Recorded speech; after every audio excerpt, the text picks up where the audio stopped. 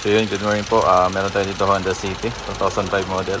So ang issue nito ay kumakadyot.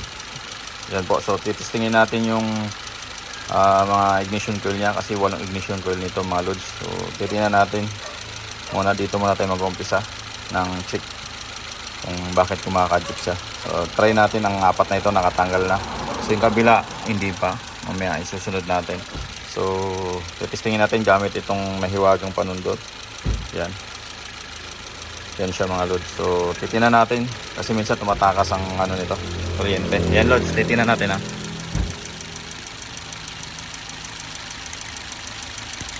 Yan, lakas oh. Oh. Nakikita ba? Yan oh.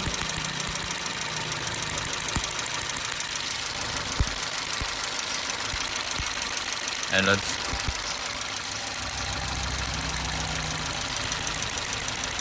Tumatakas.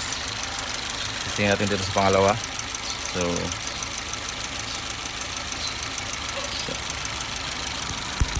isa malakas oh, kahit malayo kahit dito.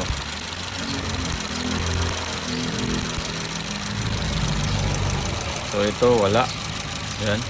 Oh. Dito lang mayroon. Ayan, siyempre normal yan. Yan. Yan dyan. Ito naman meron din dito. Yan. Pero ito dito tumatakas siya talaga oh.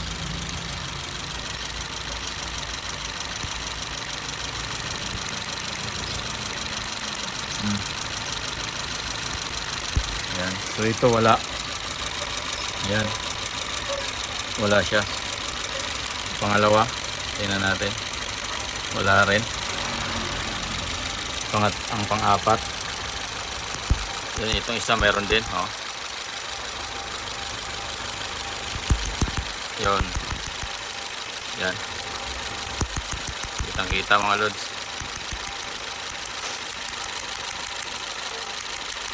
Yan, lakas. Yung dalawa okay. Yan, wala ito. Yan. Wala man lang kumukurap yung dalawa. So yung dalawa na ito tumatakas yung kuryente. Iwan at saka 4. Ayan oh, malayo pa lang bagong pagdating mo. So ngayon gagawin natin, titipan na lang muna natin to. Ito laki oh, lakas oh. Titipan muna natin yan. Yung dalawang yan ay sasabay na natin tong apat na ito. Yan lamang loads at para mawala yung pagtakas ng kuryente. Nakasulit siya sa spark plug. So yan mga loads, may nakita nga kami na binalutan ng backing tip yung kabilang side, yung apat. So pagtanggal namin ay nakita namin agad biyak-biyak na yung ignition coil niya. Tsaka sunog na rin yung tip na binalot. So tinanggal namin muna yan at medyo mahal din kasi yan. So papalitan na rin namin ng tape yan. Ayan.